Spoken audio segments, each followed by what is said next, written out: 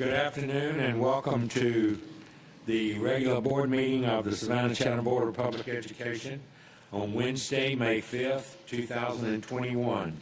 I welcome you all to our monthly meeting today. This meeting is being streamed so that you can be informed of what's going on. Unfortunately, we still have not been opened back up in the room where we are, but we are masked and we're here, and we look forward to having you join us.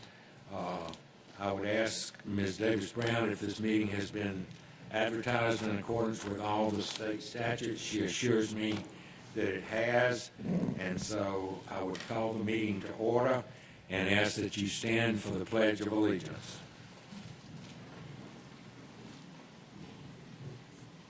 I pledge allegiance to the flag of the United States of America and to the republic for which it stands, one nation, under God, indivisible, with liberty and justice for all.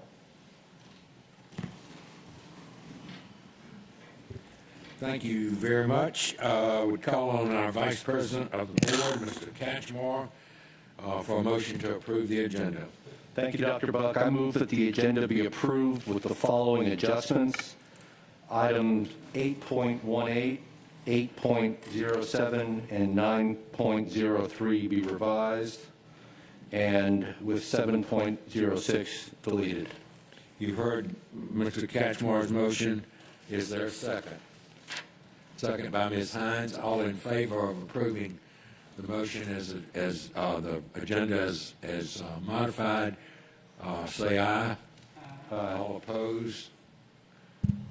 Any abstentions? Motion passes 9-0-0. Another motion, Dr. Buck, that the approved agenda be amended to add item 9.06, SHS Stadium Georgia Power relocation agreement. You've heard Mr. Catchmore with another motion to add to our agenda. The motion's been made and seconded by Dr. Hoskins-Brown. All in favor say aye. Aye. All opposed, same sign. Any abstention? Motion passes 9-0-0. I have really only one announcement having to do with a budget public hearing on May 12th at 6 p.m. in this room. Those are required for us as we prepare budget for the next year. I would urge you, I believe that will be streamed, correct? Yes, sir. We will treat it as we've been doing meetings. You'll be able to see it on the live feed through our YouTube See it on channel. live feed, or you can come to the meeting itself here.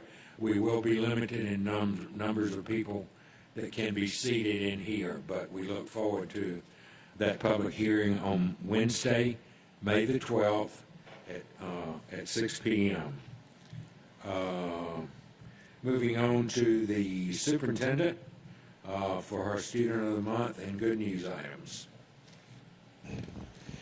Good afternoon, Mr. President, officers, and members of the board. It's my pleasure to offer good news and also to hear from our Teacher of the Year, and Ms. Dennis and Mr. Nesbitt. They will come before my district update this week. We would like to thank, of course, as always, our staff. This is Teacher and Staff Appreciation Week. If you've not taken a few moments, if you would please extend a big thank you to our teachers who have been just our champions this year. They certainly, all of our school staff have done a tremendous job. We want to take time this week and thank them. Saturday was Principal's Day, and we celebrated that. We typically celebrate that in partnership with May Day. So May 1st is May Day, which we didn't have our experience this year, but we did celebrate with our principals, and most schools did that last week. Of course, it's the time of preparation and celebration. As you may recall, we are hosting our curbside pickup. So you've seen our young persons, our seniors, celebrating with their families as they came to the schools with their cars decorated and in very good spirits, picking up their caps and gowns. It's also the season of graduations, and seniors are more and more excited about the fact that we will have limited in-person graduation activities. All of those items can be found on our website. I'll remind you that May 12th is also the day that we express appreciation for our nurses. So we'll ask you to join us. That day we'll be meeting as well, and we will ask you to offer a special thanks to them. We are continuing to prepare for our season of embrace, and that, of course, begins in June. That's our summer programming. We're excited about it, and you'll hear a little bit more about that in my report. Good news to share also, Handle with Care. We are one of the first to establish a partnership with Savannah Police Department and other departments to handle trauma in students and keep an extra eye out for them. We wish to offer kudos to Savannah Police Department for joining us in this effort. And clearly we want our students to know that they have additional support. When things happen out in the community, we want them to know that the Savannah Police Department or any other first responders are called to the scene, we are notified so that we can also give attention to their needs. We are also very proud to have announced earlier this week our $14.9 million grant for 3 of our East Side schools. They are the beneficiaries of a 5-year, $14.9 million grant to establish and enhance science, technology, engineering, art, and mathematics, our STEAM programs. The grant was awarded through the U.S. Department of Education Magnet School Assistance Program and will help launch and maintain STEAM programs at those schools. They are A.B. Williams Elementary, Hubert Middle School, and the School of Liberal Studies at Savannah High Schools. We are so excited to have this opportunity to continue our East Side Renaissance. And while we were sleeping, the Woodville-Tompkins Technical and Career High School's Healthcare Science Program has received industry recertification. The healthcare science teachers, Dr. Diane Bennett Magwood, she is an MD, and Natasha Harris-Hagens, who is an MSN. They head up the patient care pathway at Woodville-Tompkins, and they worked hard to accomplish the healthcare science industry certification. If you don't know what that means is they have met industry standards for the healthcare pathway program, and that means that we measure up with that program just as the other health care facilities do in our area. These are industry standards set by the healthcare professionals. We're also excited to share that Johnson High School has attained industry certification for our Family and Consumer Science, Nutrition and Food Science program. They are one of the first in the state to achieve this distinction. There are only 4 other schools that share that honor. So we're very excited for both of those programs. Students Helping Students Succeed is a county-wide student volunteer group. You may have read something about them. It's created in response to the challenges that many of our younger students are facing as a result of the pandemic. It was created by Ava Dormine, a junior at Savannah Arts Academy. It includes students from all of the high schools, and they support several initiatives to support our young people. Under this initiative, most recently, they offer donations from students and parents that they collected, and they offered those donations to our students at Pulaski Elementary. It's really exciting when our young people work across the district by involving students from all the high schools in their efforts. We have a new scholarship, and it has been created by people that are very familiar to us. Don and Karen Stewart have created a scholarship for Herschel V. Jenkins high school graduates who will attend Savannah Technical College. Don Stewart was the principal of Herschel V. Jenkins, and Karen was president of the board, of this Board of Education. The Family Scholarship honors their parents by supporting students who are studying for careers in traditional trades, including construction, drafting, air conditioning, electrical construction, welding, and historic preservation.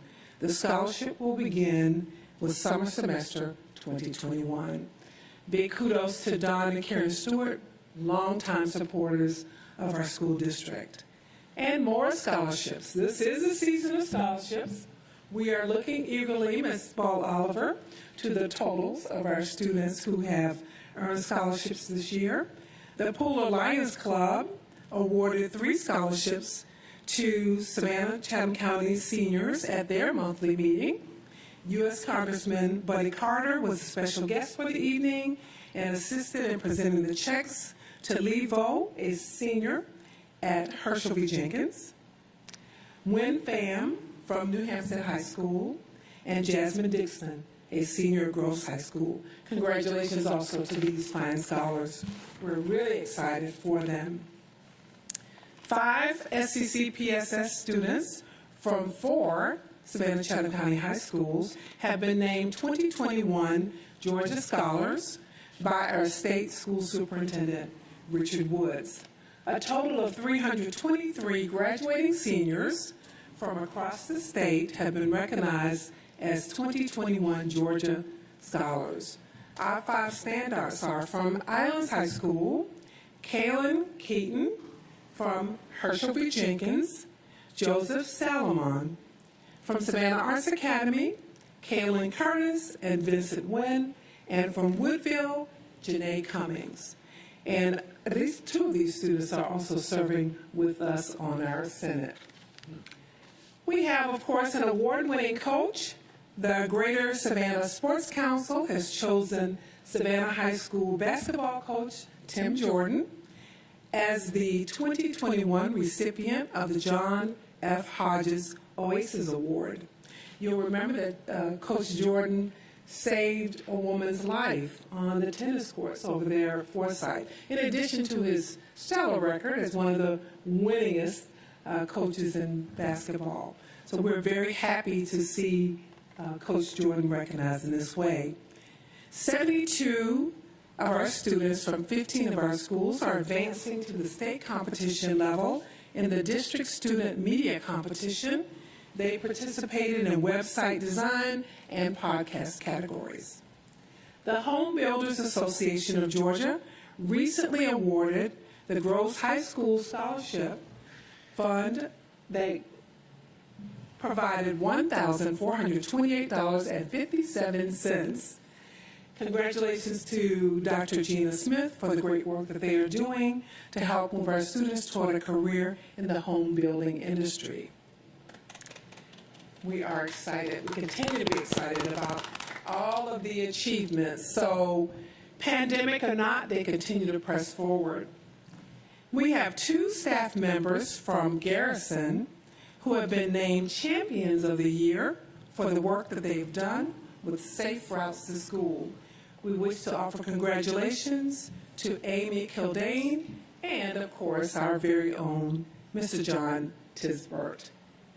And then finally, in this brief report of all of our achievements today, just in today, for his work to keep students safe to and from school, our very own Chief Terry Enoch has been chosen as a statewide Friend of the Year by Safe Routes to School.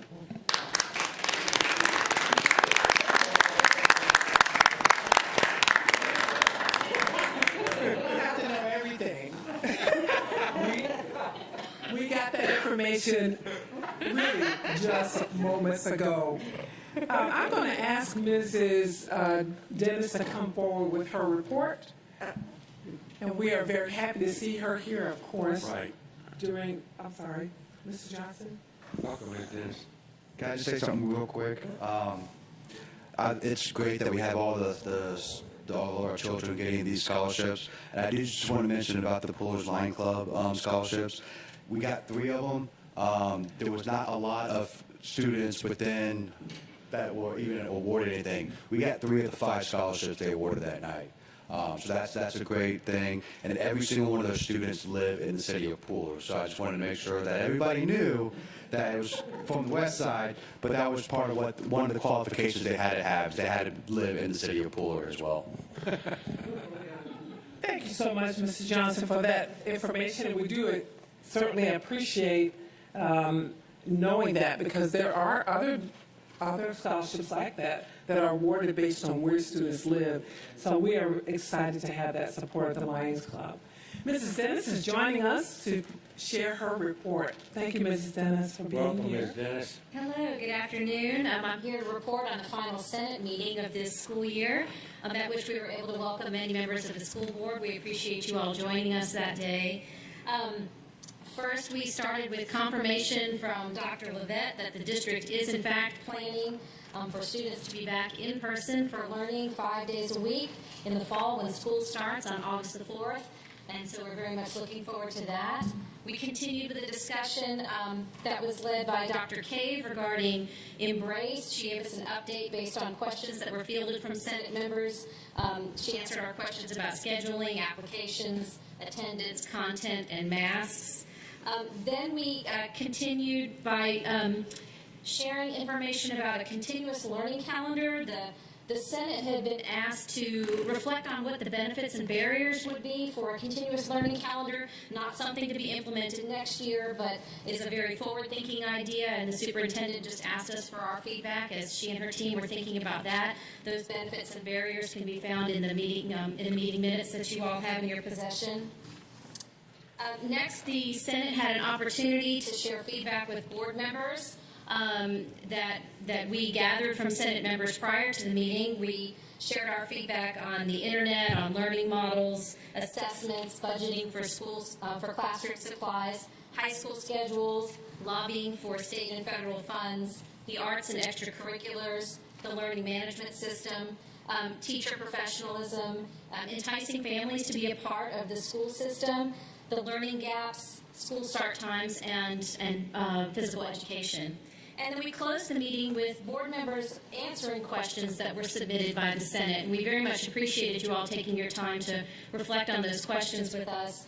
The questions included information about school laptops, budgetary considerations for that, smaller class sizes, translators for schools that have ESOL students, staff retention, the school dress code, and safety policies for student health. So again, we greatly appreciated the board members joining us and participating, listening to our feedback, and answering our questions. And that's the summary of the minutes from the latest Senate meeting. Any questions of Ms. Dennis? Thank you for letting us be there. We're always very quick to give you opinions. I'd just like to say thank you. You have done an excellent job this year. Happy Teacher Appreciation Month. You have really been a breath of fresh air, and we've enjoyed you immensely. Thank you for everything that you do. Thank you so much. I greatly appreciate that. Thank you. Thank you so much, Ms. Dennis. We have really appreciated just interacting with her, not only during the meetings, but outside of the meetings, and she's also a part of our reopening task force. We found you to be very responsive, and we're just looking forward to learning more about your participation with us. Continuing, of course, we have more than a few days of school left, Yes. so we'll be looking for questions and answers. Yes, thank you so much. It's been wonderful to participate. Thank you. Thank you so Thank much. you.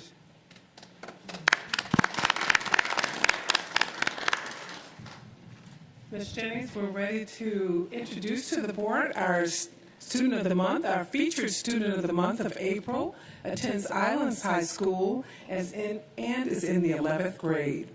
Her teacher tells us that she's a classroom leader and an exceptional student. Her junior year is being completed completely online, and she has risen to the occasion. She has maintained an 8 average in her classes, but it is her work ethic that makes her stand out from her peers. She never misses a class meeting and is the first to participate in class discussions. She leads in the classroom, at home, and in her community. Quick to participate in her online classes and any study session or tutorial offered, Her intelligence and diligence is evidenced by her GPA, which has grown each year of high school. In addition to supervising her younger siblings, online learning during the day, while her parents are working, she contributes to her community by helping elderly neighbors with housework and chores. Our Student of the Month is a hero in the making, according to her teachers. Just as she stepped into a leadership role at home and at school, she will soon be leading as a healthcare hero. She plans on going to college to prepare for a career in nursing. We're proud to introduce you to and announce our Students of the Month for April 2021, Ms. Jada Evans. Congratulations to Ms. Evans, her family, and the faculty and staff of Islands High School. Jada is receiving a portrait by Upscale Photography and a USB drive bracelet from the district. She will also receive multiple gifts from our community partners, as well as, which I've said she doesn't have to share, a free one-topping small pizza certificate donated by Donato's Pizza. Congratulations, Jada Evans, Islands High School. We're excited to learn more about what Jada is able to accomplish, and really delighted to be able to share the story of more often that we acknowledge a young person who's really dedicated to her work and also taking part in the responsibilities at home. We're now ready to provide the district operational update.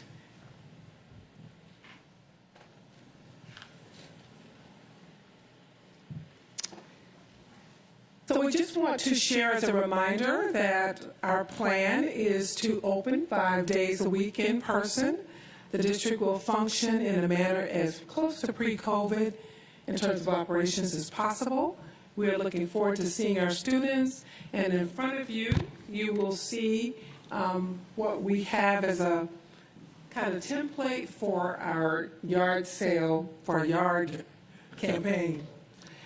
You will remember the last time we had a yard sign campaign, we ran out of signs.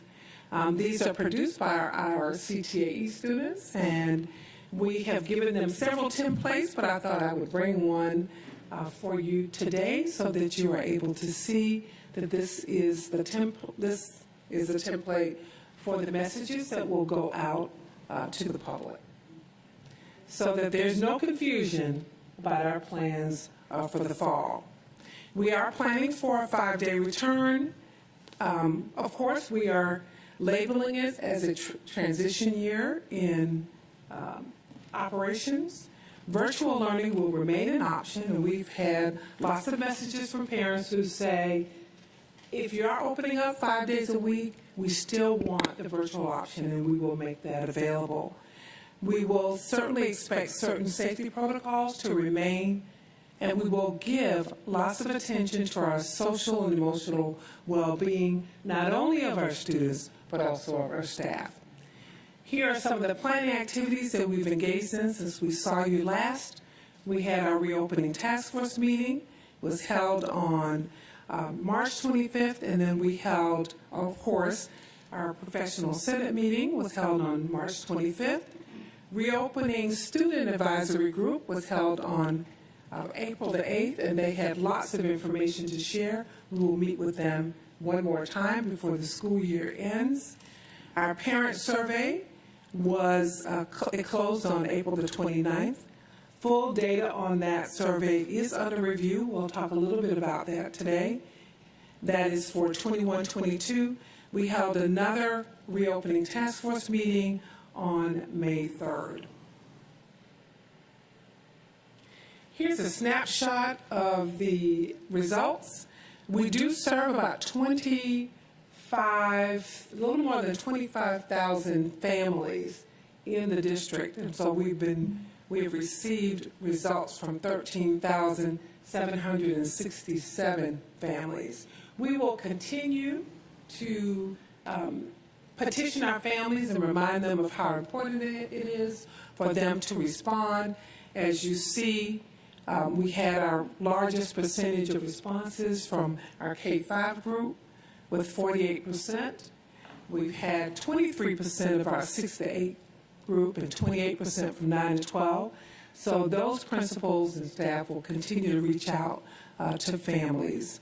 Plans for not returning, we have about 303 who responded in that way, indicating they have either moved to a private school within the county, public school outside of Chatham County, charter school within the district.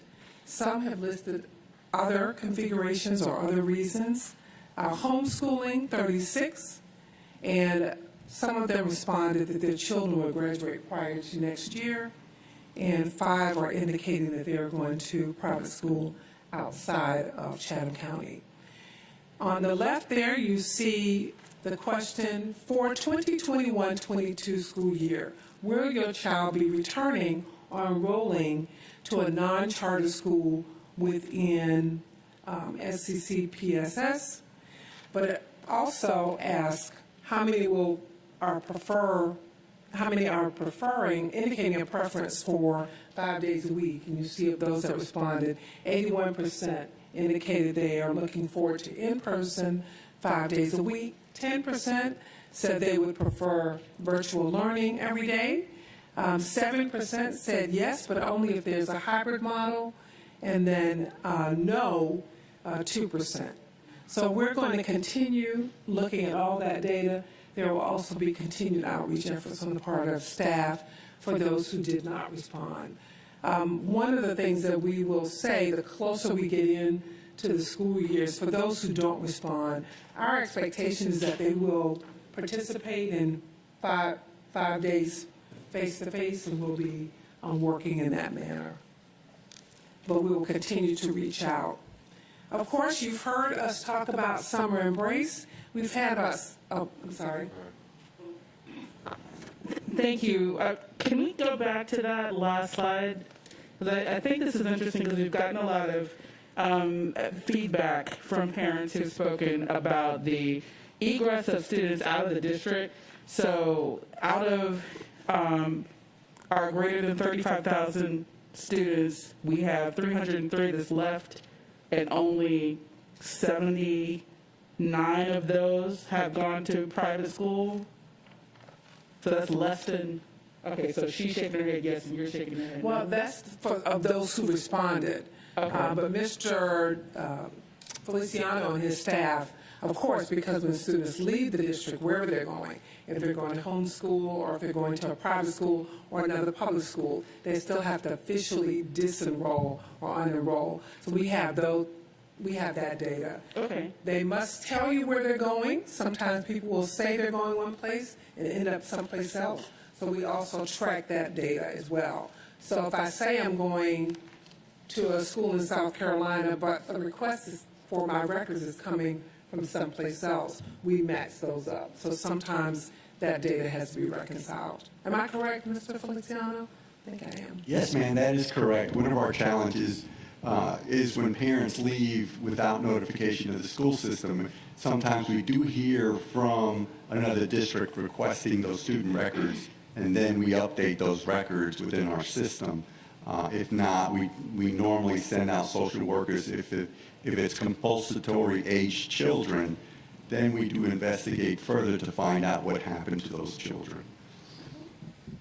So that's really helpful. Thank you. Still, with this response rate being what it is, even if it was 3 times the number of responses, it's still a very small number of individuals. And I would have thought that those who were most articulate about leaving the district would be ones that would respond to say that they're not coming back. So those numbers are still extraordinarily small, even if we extrapolated them up. Just for clarification, the 13,767, that's the number of students represented in this count or the number of families? The number of families, am I correct? The number That of is correct. That is families. the number of families. Okay, so do we know about how many students this represents? We would have to calculate that I off mean, the it's system. close enough for where we are now, but I just wanted to clarify that. Okay, thank you. And we do serve about 25,000 families. So if you look at the 13,000, while it's not all that we want it to be, it certainly is a pretty good showing. And we're also recognizing that families are still very involved in lots of things, and we do believe that the closer we get to school, we'll find more of them responding. Also, it is our intent to make a special effort to those we've not seen or not heard from yet. But we will also say to them very clearly that if you don't indicate that you are preferring virtual and you're planning to come back in the fall, our expectation is that you'll participate in person. I do have one more question as a follow-up, because I know we have lost some students this year that have gone to another school that was offering the 5 days a week. Are we surveying those families who may have been in the district at the beginning of the school year but transferred out at some point during this year to see if they're coming back? Because I do know there's some families that left this year that plan to come back in the fall. Do we have a way to capture those individuals if they're not currently in the district but they were earlier this year? What you're looking at then is inactive records. We would have to go back and look at the inactive records and see if their information is current enough for us to reach out to them. Ms. Hall. I just want to re-emphasize Dr. Hoskins Brown's point, though, because that was held over our heads quite a bit. Oh, we're losing all of our students to private school. And the fact that we know we have not, I think is very important. Thank you, Ms. Hall. I think it's, I think it's also important to point out that there have been several published reports about every state in the nation every public school district, most public school districts in the nation have struggled with students who, for various reasons, have opted out, but have also indicated plans to return. So I'm very hopeful. And I also know that it's been a long-standing, we don't want people to leave to go to private schools. But I will just say to you, I'm an American, and I believe we have choices. I also believe that every year we find people who have chosen to move their children to private schools, sometimes based on a legacy that everybody in the family has attended a certain school. We also find parents who say, I would like my child to have a different kind of experience. So I'm feeling very hopeful that lots of those who chose to leave also plan to come back. And we will continue our path forward in terms of offering the very best experience possible for children. So Summer Embrace, we have 7,888 students registered. You remember the last time we talked about 6,000. That was our goal, the 6,000. We're at 7,888, and we are working now to make sure that we can accommodate all of those children. Further updates and the most current information can always be found online at sccpss.com.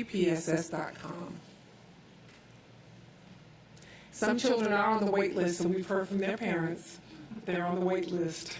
So we'll do our very best to accommodate them. So here is a list of some of the things that we thought are important to point out to you. All students are returning on Wednesday, August 4th. We had an internal conversation with staff, and we wanted to stagger the students. The staff and students believe that all students reporting on August 4th is good. So just know that sometimes it may not appear that we're listening, but we have a very strong group of staff and students and parents who've given us really good feedback.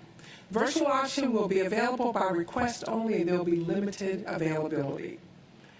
For some who do not wish for us to have virtual, we will have virtual. It's a necessary part of what we will offer. CDC updates will continue to provide guidance, and as we see, it is evolving, so we will keep up with that as well. This summer also offers us the opportunity to reconfigure our classrooms. You remember that last summer we did all this work to measure out the 6 feet and also to determine the capacity for each space. That process will happen again because the guidance now says 3 feet for students, although there are some caveats to that, which we'll talk about in a moment, but definitely that space will be reconfigured. So we'll be using all of our staff to get that done. We will be also having visitors in the building based on safety protocols and capacity restrictions. The open house events will be offered. They will likely be offered both in person and online, because we also want to make sure that those who need that information don't necessarily have to show up in person to get it. Student dress code returns. When you voted earlier this year, you voted for relaxing the student dress code for this school year. And unless there's a change, we're expecting that the student dress code will come back. Outside of board action, that is what we have been communicating to our staff. Relaxation was only for this year based on board action. The schools are also working on their uniform closets and making some progress there as well, because we want to make sure that we have that in place. We also have some community organizations that are working to ensure that they also support the uniform drives. So you'll get more information about that. School supply lists will resurface. We've always had them, so they'll come back again. And we are expecting certain mitigation factors to remain in place. We are expecting students and staff to continue wearing masks, and we will also expect social distancing. We will be arranging for a return of the devices so that they can be maintained, and then we will have a fall distribution plan for devices as well. We are working with the YMCA for before and after school care. That option, we expect that we'll be able to put that in place. You do know that for Summer Embrace, we also have before and after school care. So Summer Embrace is really going to be an opportunity for us to have 5 days in person, before and after care, so it will look a lot like a typical school experience. Can I ask 2 questions back there? One is, going to the bottom first, on the school supply list, I would certainly hope that anything that we might put on our supply list that has to do with disinfectants and all that, we would use CARES money for, so that we would not be using, I mean, I'm sure we could Yes, sir. pay for that way. And secondly, the virtual option, I would hope, I'm asking, I guess, I understand we have the e-learning academy, which will be virtual.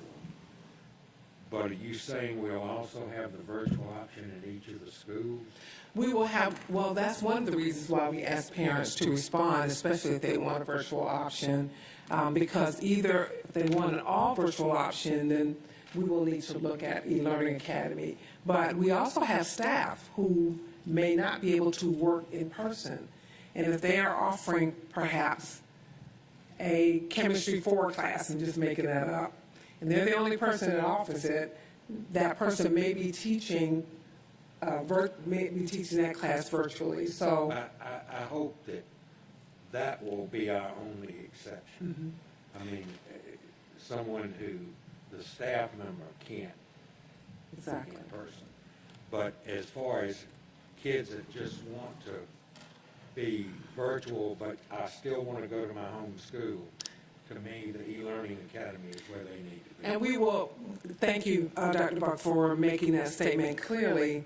We want to be as flexible as possible, but we are not going to be able to meet everyone's needs. No. And I don't want to ever promise that it is going to be everything you want it to be.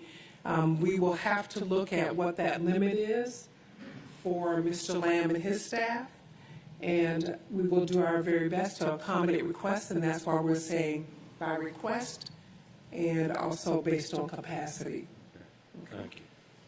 So if you want all virtual classes, you may not be able to attend a regular school, and we will say that when we meet with our parents. But as you can see, based on the survey of 13,767 families, 81% said clearly they preferred in-person. So here are some emerging and evolving considerations. We have not yet gotten updated guidance on social distancing on school buses. We've been reminded repeatedly that we can let the windows down and all of that, but we've not gotten any additional guidance. And we are continuing to seek that guidance. School buses are different than other modes of transportation, and we are expecting to follow that. And the bus drivers have also made it very clear to us that they are also keeping in touch and aware of the CDC guidance regarding pupil transportation, so we're keeping up with that as well. In the classroom, per the CDC, middle school students and high school students should be at least 6 feet apart in communities where the transmission is high if cohorting is not possible. So that is an evolving consideration. We want you to know that because it's important for us to know that. And certainly I think we've seen some changes in terms of our community that will allow us hopefully to use our 3 feet in all of our schools. School meals, the U.S. Department of Agriculture, as I think Dr. Brinkman referenced earlier, announced universal free breakfast and lunch again for this school year. Waivers will allow students to eat free and outside traditional group settings and meal times. So our school nutrition staff and Mrs. Kegler and her staff are looking at, with the number of students that we have coming into the buildings, how will we manage the mealtime service? That's really important. So that ruling is also under review. That's all. Is there any chance that we could offer free lunches for our faculties, or is that outside of the purview of the government since this is federal money? I'm not aware of that possibility. Okay. All right. And the other question I had for you, since we have a waiting list of so many children wanting to come to summer school, and we have teachers who may need a break and don't plan, can we possibly hire recently retired teachers, that kind of thing, so that as many of our children as who want to come to summer school can come? Well, we cannot hire recently retired teachers. So if you retire, there's a time period, and we kind of visit this every year. There's a time period that those teachers cannot work for the district. Okay. We do have previously retired teachers and certified substitutes that will probably assist us this summer. Okay. All right. We've been recruiting in all of those ranks. But I think it's important to acknowledge that some of our teachers have said simply, I just need a break. This has been a very difficult year. They have worked 3 or 4 or 5 times as hard, and they frankly need a break. And I think that's good for their mental health, and I also applaud them for making that decision to take that break. As you have requested, we'll continue to bring, until you ask us not to, the transmission rates. As you see, daily case rate is no longer reported. Our percentage of positive tests, we have certainly made some progress in that area. We keep, every month, we see a little bit of green. We thought we might not see green, but we're seeing some green this time. And we're in the yellow as of the latest report, which is April 23rd, and I think that's lagging data. But we are certainly seeing some improvements there. And even in the community transmission rate, which is still high, we are seeing this year, May 3rd, we're at 127. And remember, that rate changes colors when we get to just below 100. So we are excited to see the change there. This particular transmission rate does have some impact if we're in the same position when we get ready to start for middle and high school. But the research has proven that 3 feet has proven to be effective. And it's my report. Questions of the superintendent, Dr. Howard Howell, Mr. Johnson, Dr. Greenman. Yes, I'd just like to say that we have been very proactive with this, with our reports, by having these monthly COVID operational updates. It's definitely served as a segue and also a foundation to help us with expending those funds that we're about to receive, the American Rescue Plan.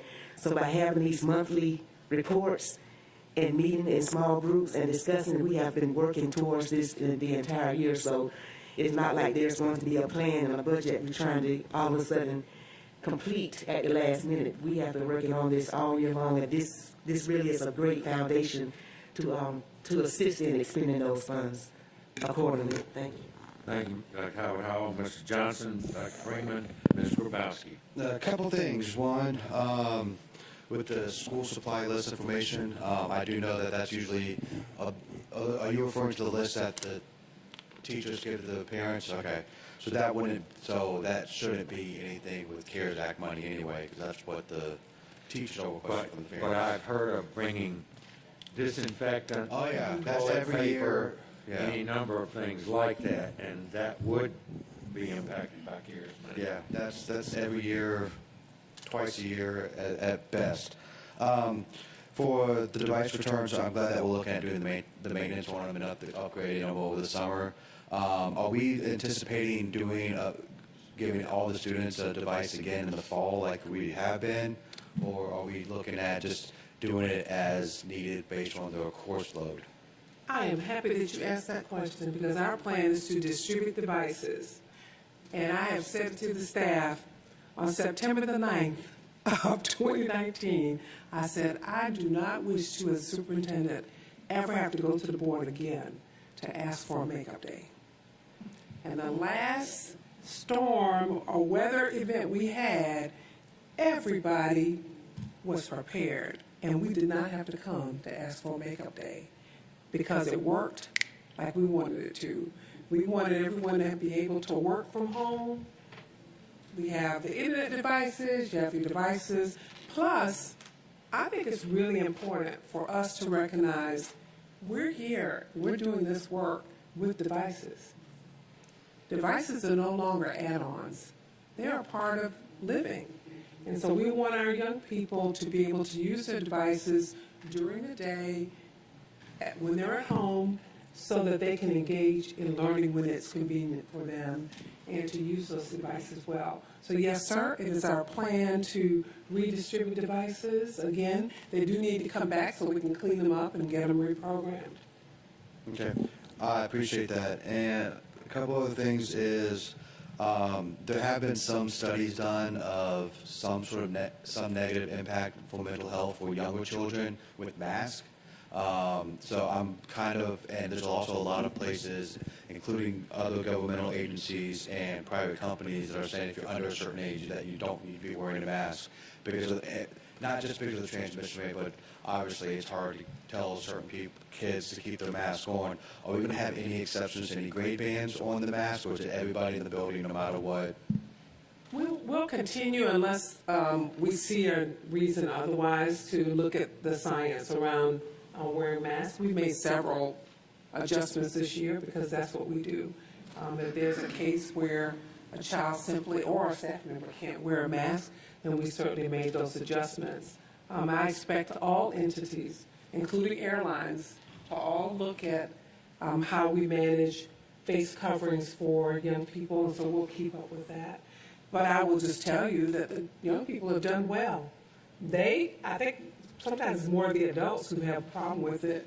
But the young people, and I have an opportunity every week to visit a class, sometimes online, most times online. They are sitting with their mask, and they will tell another person that they need to pull their mask up over their nose and mouth. And they will tell you, first graders will tell you to take off your mask when you're eating. That's when you can take your mask off.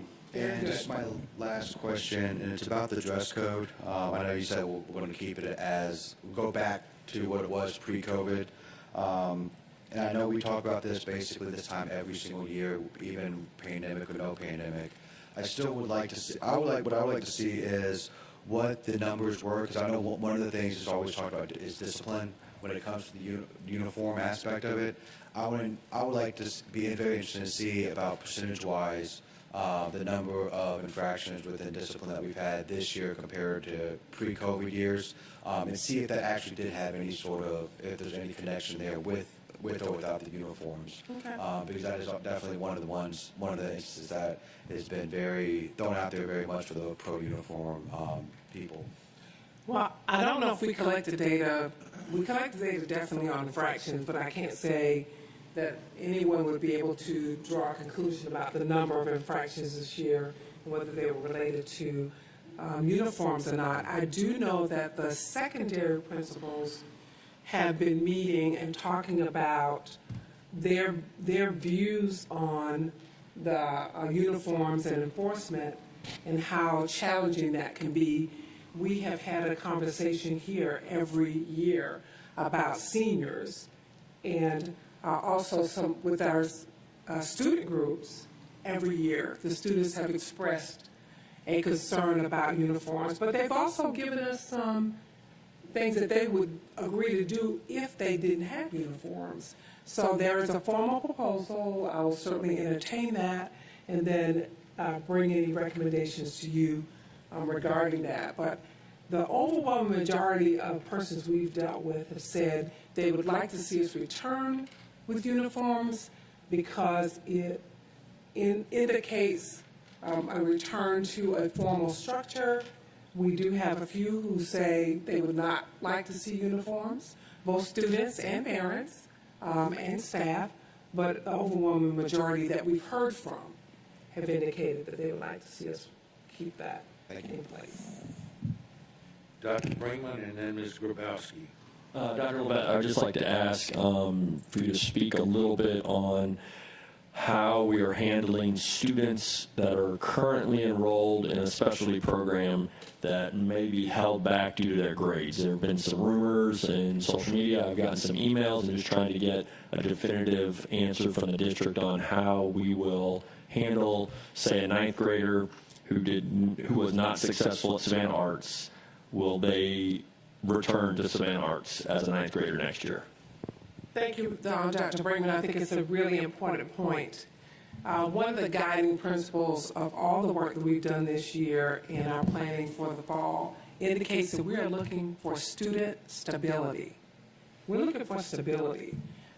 I do not think as a professional educator that it's wise for me to say, oh, you had a bad year last year in a pandemic, so I'm going to kick you out this year.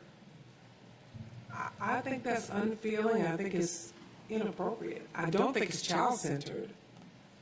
So we've been talking with principals, and especially principals of our special schools, to say, this is the time to practice compassion and to do what we do as educators, and that is to look at the individual situation. It is not my expectation that because a child had a bad year last year, that we're going to remove them from a program. Our job should be to provide them the kind of support that allows them to remain stable or to get stable. Under regular circumstances, we're expecting them with good support to be able to move or to improve.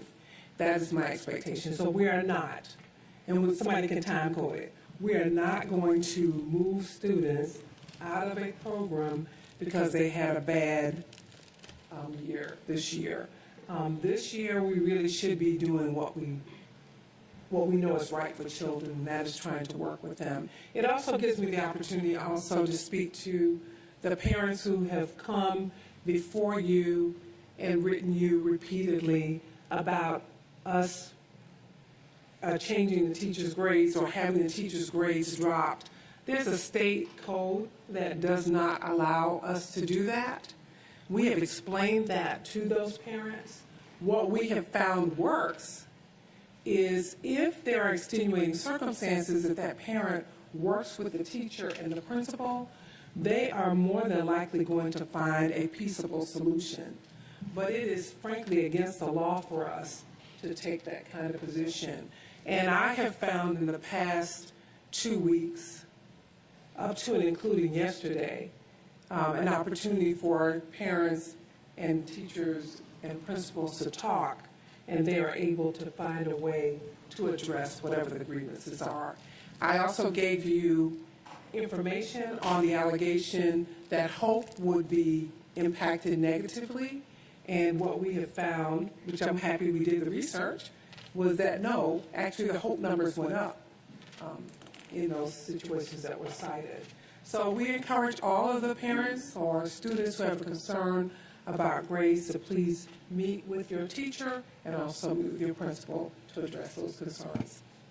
Thank you, ma'am. Thank you. Ms. Grabowski? Thank you so much for your report, Dr. Levette. I am super excited to see some of the details that are outlined here.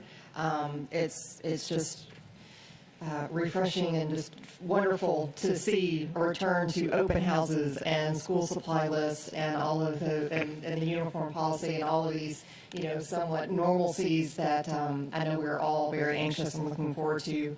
I do ask that our parents and our students and our community do be mindful that it won't look exactly the same, because we are still in a pandemic, and if we want to get rid of masks, get your vaccine and encourage your friends and families to do likewise, so we can get on the other side of that. But I just wanted to take a moment to express appreciation for the detail that you provided, and looking forward to next fall.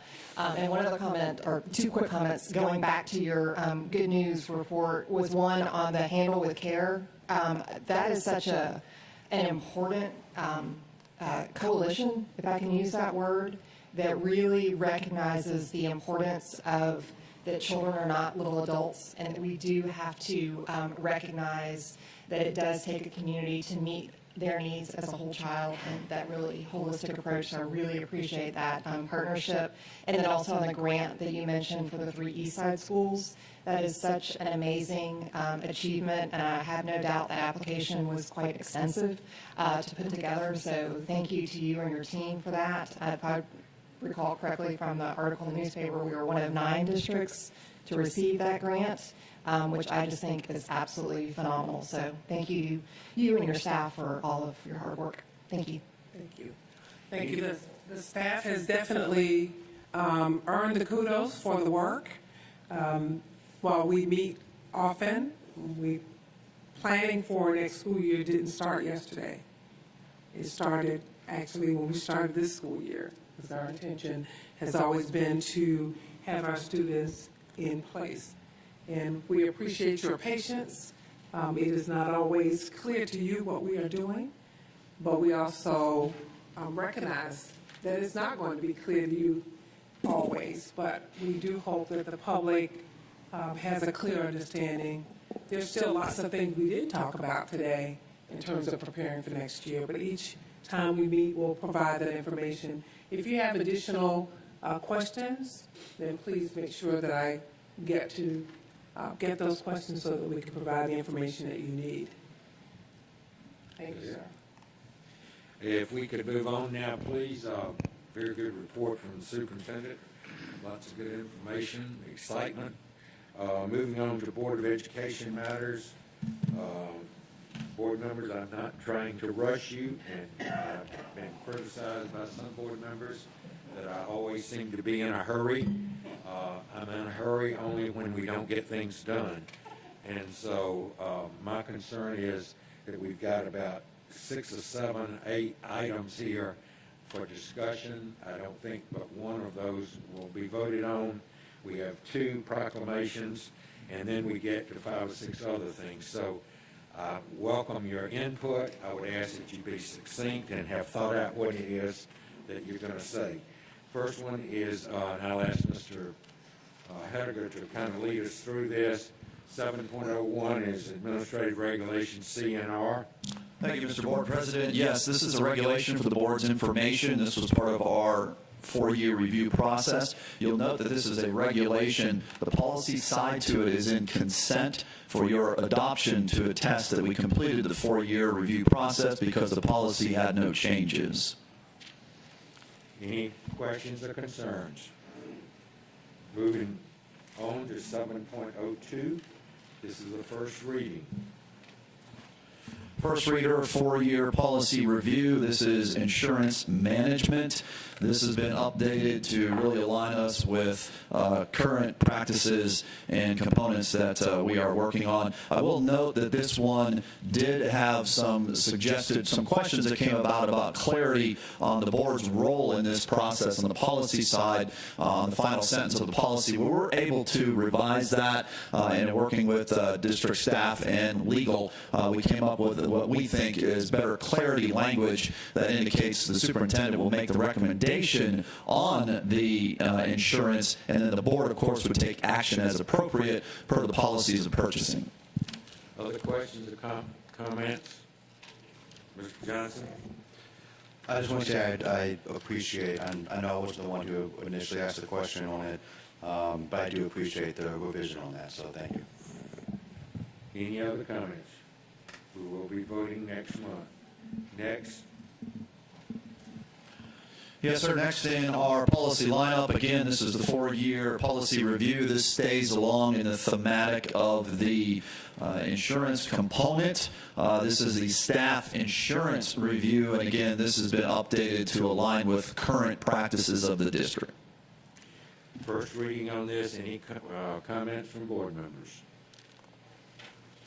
Please remember that on all of these that are first readers, if something comes up that you think about when you're just at home at night and reading policies, that you'd like to make a comment, then do it before next month, okay? I'm sure Dr. Hoskins Brown sits at home every night and reads policies. Every night. Yes. I just want to point out that for those of y'all who haven't known, last year when I went to the agenda planning meetings and we were going over these policies, one thing that I mentioned to the superintendent and to Mr. Hediger was that I like the shorter the policies, the better. Make them as concise as humanly possible and put the details more in the regulation. So on this one about the staff insurance program, seeing a lot of cross-outs makes me happy. But it does make sense at the same time of why we did it. So I want to thank staff for that. Thank you, Mr. Johnson. Moving on to next. Yes, sir. This is JGCC. We did bring a mid-period review here for this particular policy as it is timely with the work that we've been doing to navigate the pandemic, that we recognize we did have a need to update this particular policy to align with some of the new processes and procedures we're doing, in particular in our workplace guidelines, which also impacts how we interact with students in this particular policy section. Any comments? Dr. Freeman? I know it falls within the regulation, but is there any verbiage in another policy or regulation? I'm looking at number 3, a student may be excluded from school until a physician's note is presented stating that a contagious disease condition is not present. Does that phrase, excluded from school, contain also excluded from other school activities, i.e. sports, clubs, those type of things that would happen outside of the hours of a normal school day? Or is that somewhere else in another policy that gets captured? Well, it's not specifically enumerated in any other policy area that I'm aware of, and that's a great detail notice that you bring forward there, because the understanding of it is excluded from school means all activities. Yeah. We can certainly add language to be clear on that. It would be very simple. Yeah, I just didn't want anybody to say, oh, it only says school, and this isn't school, this is football, even though football falls in the, Good observation, yeah. Yeah, that's a good. Mr. Johnson? And one thing also on that I just caught, and I apologize for not getting it sooner, was that could we put in there from in-person school? Because they could still probably get something done maybe virtually or something, so they're not missing out on academically, they're just not physically in the building. Okay. Ms. Grabowski? I realize that many of the definitions in this policy reflect what's in the state regulation, because I was, some of the definitions I was a little concerned about, but I know we're doing what we have to do from the state. But to this one that Dr. Brayman just brought up about the, I did cross-reference the policy that you sent, Mr. Hediger, and I couldn't quite find that information, so we can follow up. But my question is more, if a student stays home because of a cold or something like that, that going to the doctor is not going to, they just need to stay home to get better. I know that sometimes a parent may send their child to school simply because the only way they can get that absence excused is with a physician's note.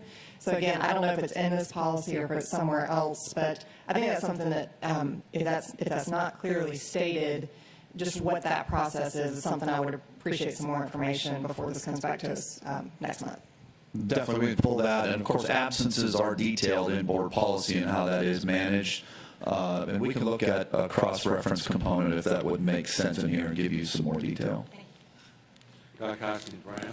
Yeah, just on top of that, I didn't think about it until you brought it up, but there are some parents who don't believe in medical care in some forms, and so they would never have that, but still may resolve a condition. So I would hope that we would not have language that's discriminatory.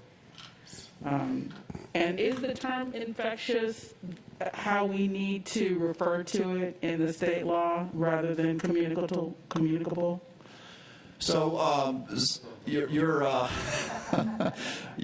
missed an email that's laughing. Did you answer this? well, no, I'm laughing because we've had a lot of discussion. that have gone around about this today. That you raised that. What I'll say is, good point. One of the things that we are against here is the word infectious is actually embedded in the policy code manual for the state. So the title aspect of it we would not be able to change.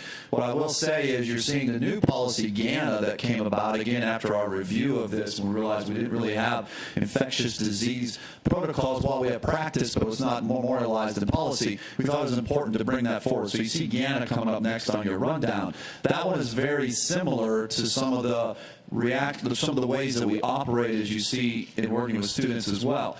GANA does mirror exactly state board rule and does mention infectious and contagious communicable disease in how you operate that way. It is noted that an infection could be communicable, and we have since today actually received some feedback on that very approach and the right language approach from the Department of Health. Our lead nurse Nurse Wilson has been working on that today. So we'll adjust that as accordingly to come back with it. And I think really where the tweaks lie is in the policy that we're looking at right now on the student side, not so much the employee side. Thank you. Moving on, please. 706 we deleted, correct? Sir, if I could real quickly, if there were any questions on item 7.05, which is GANA, I briefly covered that. That is a new policy, again, that we're bringing forward, which is on infectious disease for staff. 705 first.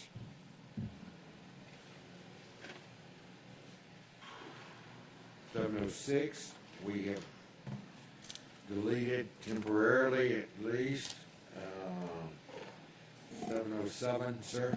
Yes, sir. 707 is GBIA. This is a new policy for the district, and it is important that we begin the first reader process now because this is tied to a deadline by legislative action, which will go into effect July 1st, 2021. The boards of education are required to have policy that provides for an appeals process for teachers who have been working for a certain time for school districts as enumerated in state code that has been updated from the 2020 legislative session. Any comments, board members? Just to be clear, the fourth or subsequent consecutive school year is statutory. Yes, that is statutory, and yes, that is statutory, and it really relates to tenure too. So it's not just it's the fourth consecutive year in the state of Georgia. Right. So that doesn't necessarily mean Savannah-Chatham County, but yes. Okay, thank you. It is statutory, and also the language that you see does mirror the policy recommendation received from GSBA. Any other comments or concerns? This is the first reading. Moving on.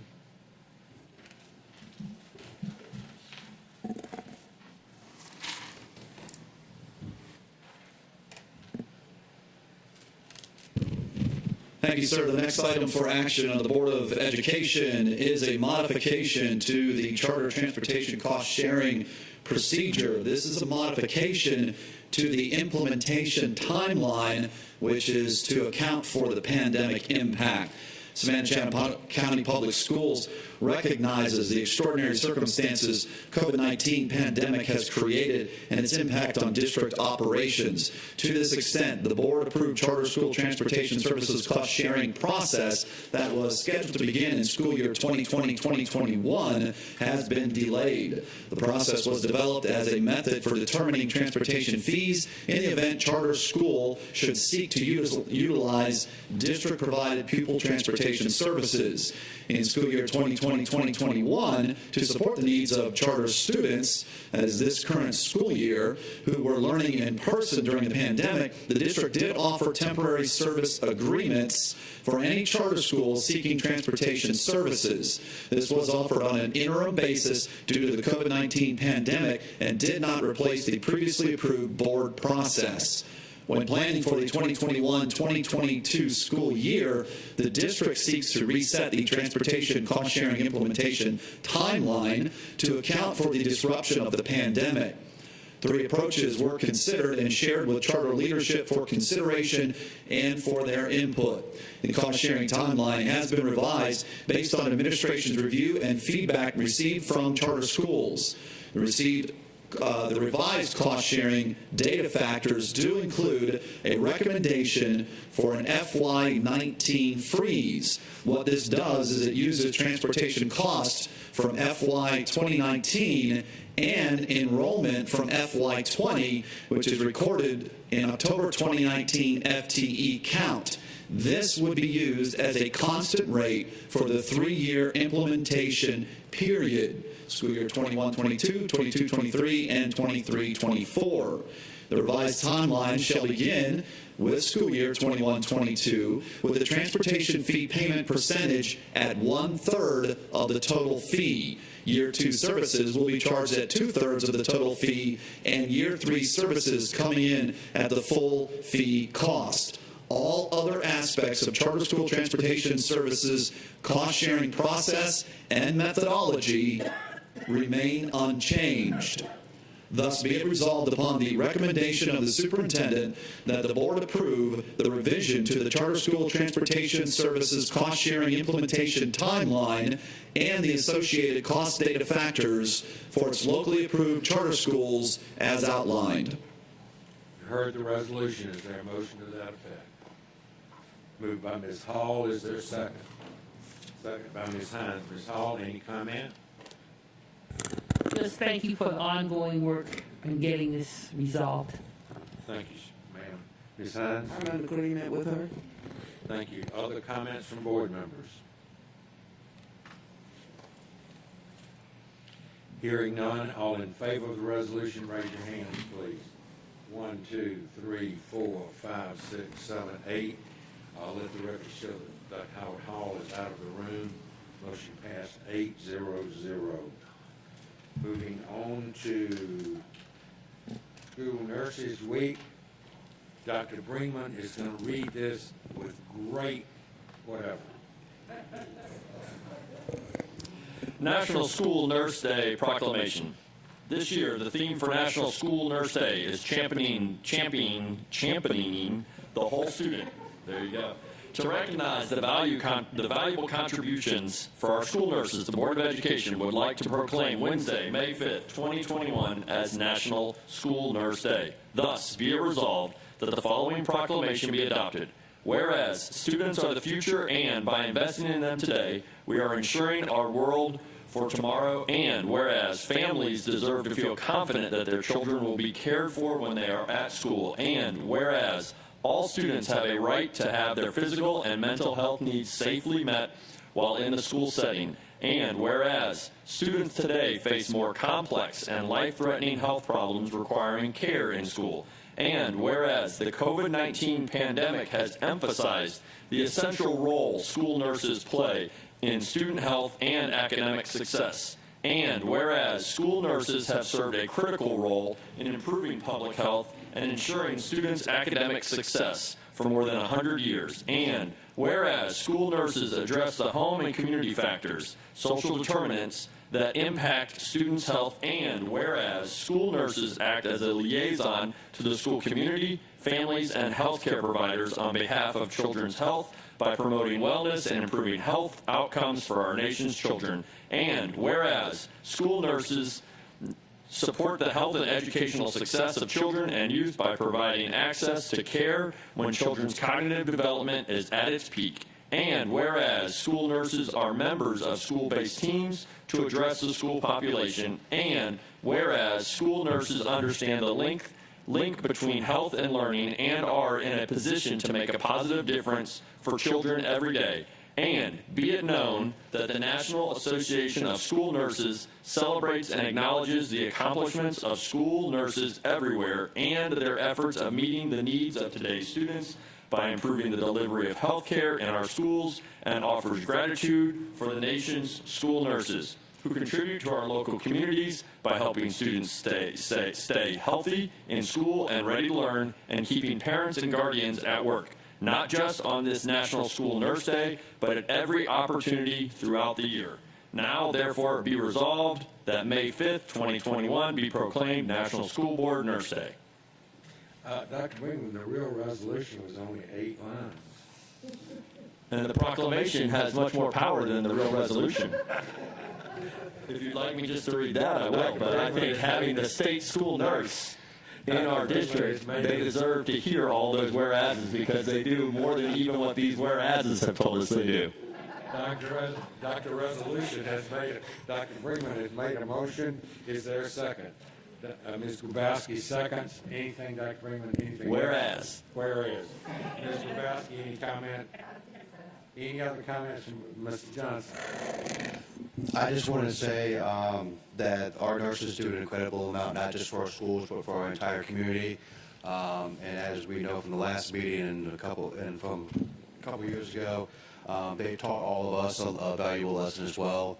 And thankfully that they have, because it does save lives. And it's a great impact on our community. So I just want to thank every single school nurse out there from the bottom of my heart. Thank you, Mr. Johnson. Any other comments? All in favor of the resolution, raise your hands, please. 1, 2, 3, 4, 5, 6, 7, 8, 9. Motion passes 9-0-0. Moving on to Ms. Hines, who will read about National Teachers Day. Very well. National Teachers Appreciation Week proclamation. To recognize the valuable contributions of our teachers, the Board of Education would like to proclaim May 3rd through May 7th, 2021 as National Teachers Appreciation Week. Thus, be it resolved that the following proclamation be adopted. Whereas Savannah-Chatham County public school teachers make schools great, and whereas teachers work to open minds to new ideas, knowledge and dreams, and whereas teachers keep American democracy alive by laying the foundation for our citizenship, and whereas teachers fill many roles as listeners, explorers, role models, motivators, and mentors, whereas teachers leave a lasting influence on us long after our school days are just memories. Now therefore be it resolved that the week of May 3rd through the 7th, 2021 be proclaimed National Teacher Appreciation Week in recognition of significant contributions of our teachers made for our students and this community, adopted this 5th day of May 2021. Dr. Joe Buck, Board President, M. Ann Levette, EDD, Superintendent. And it says down at the bottom, and I'm going to say, go out today and thank a teacher. Thank you. Ms. Hines makes that resolution. Is there a second? Second by Dr. Howard Hall. Ms. Hines, anything? Dr. Howard Hall, any comments? Whereas. I'd just like to say that our teachers, as I said earlier during our Senate meeting, they're our American pie. P for perseverance, I for they're irreplaceable, and E, our teachers are essential. And I just don't want to say teachers, but educators, because we have coaches, we have counselors, we have paraprofessionals, and so many people that work with our students, and we just want to say thank you for all that you do. Thank you very much, ma'am. Any other comments? All in favor of the resolution, raise your hands, please.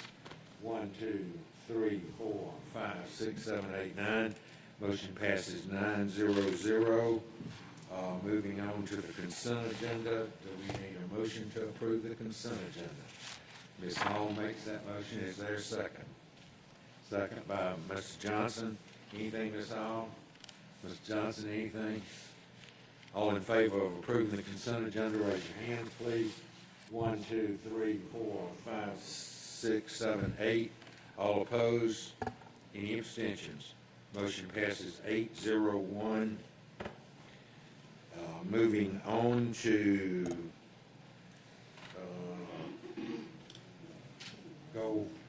goal 5.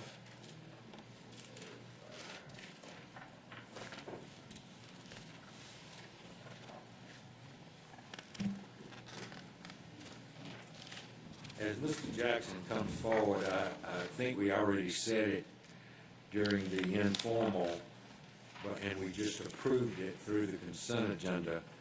But Mr. Jackson and his staff and the superintendent received glowing remarks from our annual audit, financial audit, and it always gives me great pleasure to talk about how well you folks do your job, because for us as board members, that gives us an assurance that we're doing things correctly and actually doing things better than the majority of the school boards and school districts in the country. So congratulations, Mr. Jackson. Thank you, sir. And Ms. Hall, I'd rather have that audit ding any day over asking you guys to do a 10.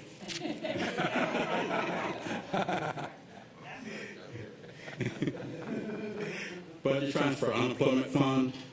The Division of Human Resources has requested additional funding to be added to the unemployment fund to cover the spike in unemployment claims by the Department of Labor. The interfund transfer will cover the latest billing. Future interfund transfers may be needed for future Department of Labor billings. Below is a summary of the proposed adjustments in the amount of $727,546. Thus, be it resolved, upon the recommendation of the superintendent, that the board approve the interfund transfer to cover unemployment claim billings by the Department of Labor. Heard the resolution. Motion is made by Mr. Catchmar, second by Mr. Johnson. Mr. Catchmar, any remarks? Mr. Johnson, any remarks? Other board members? Hearing none. Hearing none. All in favor of the motion, raise your hands, please. 1, 2, 3, 4, 5, 6, 7, 8, 9. Motion passes 9-0-0. Moving on. Budget amendment, charter COVID-19 relief grant. Savannah Chatham County Board of Education was awarded the charter school COVID-19 relief distance grant in FY 2021. The grant is to pay for preparing students for in-person instruction and related materials needed. The table below shows the grant breakdown for the, I believe, 4 charter schools that applied and received the grant. Thus, be it resolved upon the recommendation of the superintendent that the board approve the receipt of the charter school COVID-19 relief distance grant of $532,000. Heard the resolution. Ms. Johnson makes the motion. Dr. Howard Hall seconds. Ms. Johnson, any? All I would like to say is I'm glad these charter schools took the initiative to apply for this money, which I definitely know that with some of these it's going to be a tremendous help for them to get back up and running for 5 days a week and come next school year. Thank you, Ms. Johnson. Dr. Howard Hall, anything? It's definitely an advantage to take the opportunity to apply for these grants that I congratulate them. Thank you. Any other comments from Ms. Not all of them applied, is that correct? Not. I'm not sure if all of them applied, but only 4 of them were approved, but I'm not sure if all of them applied. Any other comments? Hearing none, all in favor, raise your hands, please. 1, 2, 3, 4, 5, 6, 7, 8, 9. Motion passes 9-0-0. Moving on. General fund midterm adjustment. This item you should have on your blue sheets. The update, the FY 2021 budget was adopted, including $500,000 for the QBE midterm adjustment. This was based upon the anticipated increase in the average FTE count and historical increases in the governor's budget. The midterm allotment sheets show an increase in QBE earnings of $6,733,097. The net amount to be recorded is $6,233,097. The large increase was due to the decrease in austerity reductions. In accordance with board policy, DTA, fiscal year 2021 budgeted revenues and expenditures must be adjusted for the anticipated increase. Below is a summary of the proposed adjustment.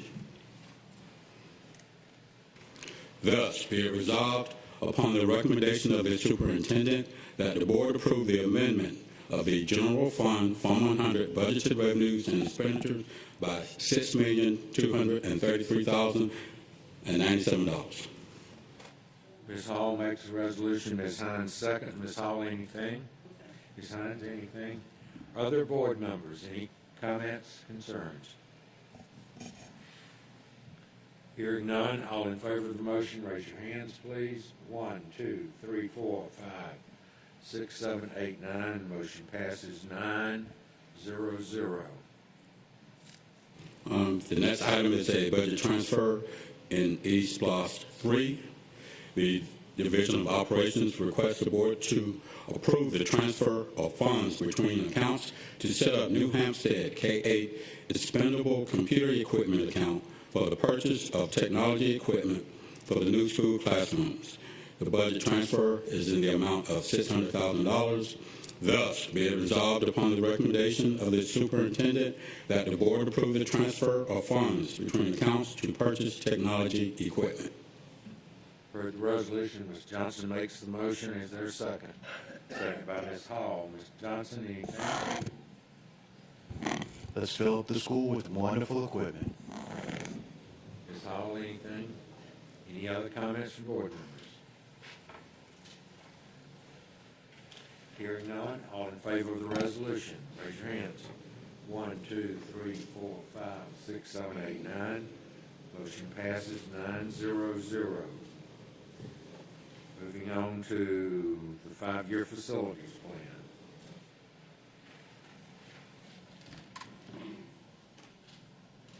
Good afternoon. Afternoon. New local facilities plan approval resolution. Under Georgia law, school districts are required to complete a comprehensive educational facility survey and submit a new facility plan to the Department of Education for approval every 5 years. The district's current local facilities plan will expire on June 30th, 2021. This plan also includes total facility needs of $409,856,380, $53,212,216 of state entitlements, and of which $356,644,164 of local funding. The attached resolution is being presented for local board approval at this time. Thus, be it resolved upon the recommendation of the superintendent that the Board of Education for the City of Savannah and the County of Chatham adopt the attached resolution to approve the new 5-year local facilities plan for the period July 1st, 2021 through June 30th, 2026, and request that it be submitted to the State Board of Education for approval. Heard the resolution. Mr. Catchmark makes the motion. Ms. Hall seconds. Mr. Catchmark? Yeah, I just wanted to say to our facilities team, that was a heck of a lot of work to get all that together and work with the state on getting it together, and that's an understatement right there. If y'all look at that pile of documents in a 3-ring binder right there, that's the entire plan. And I know Ms. Miller-Kabler and her team spent a lot of time and a lot of effort working on it. I just want to say thank you for continuing that process and keeping us straight with East Boston, maximizing that program and doing things the right way. So thank you. Thank you.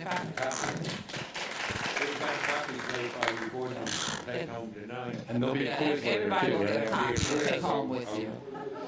If you know in the resolution, Dr. Buck, the $53,212,000, that original amount was only about $24 million that we were eligible from the state. So Mr. Jones, Mr. Bozeman, Mr. George, the team worked very closely with our facilities rep, and we were able to double the amount that we would have been eligible for from the state. It ended up with $53 million. So I thought it was important to be able to thank them publicly for that diligence. Thank you. That's good. Good stuff. Any other, Mr. Bowden? Mr. Catchmore, I think, touched on this in his comments, but I think it's important for the community to recognize the value of this data as we look forward in our eSPLOS planning, that this is really the foundation of determining which projects are the priority projects for our next round of eSPLOS, and it really places the data behind those decisions and those recommendations, which I think is really important for our community to understand. So thank you. Thank you, Ms. Grabowski. Any other comments?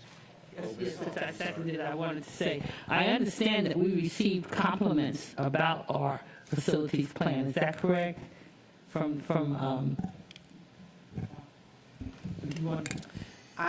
so pleased that you heard that, Mrs. Hall, because it's true.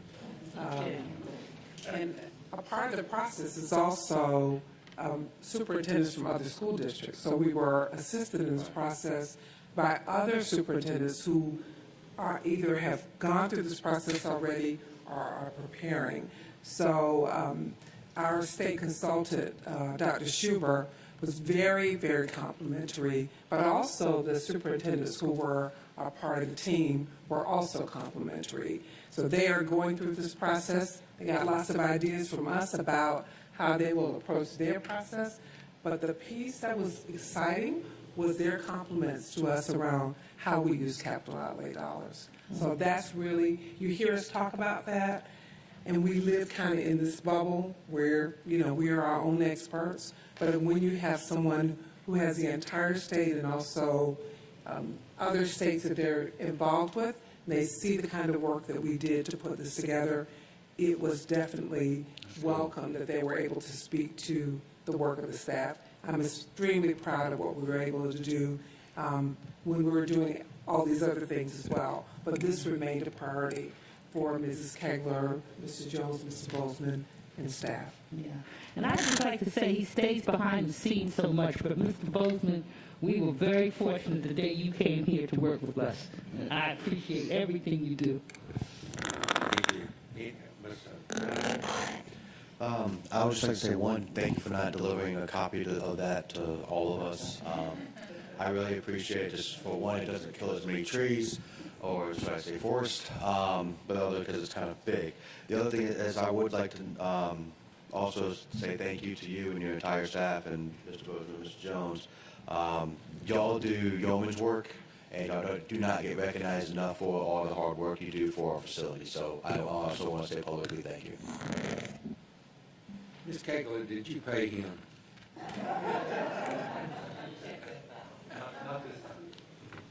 Any, Dr. Howard? Just like to say this is another whereas moment. Thank you. Job well done.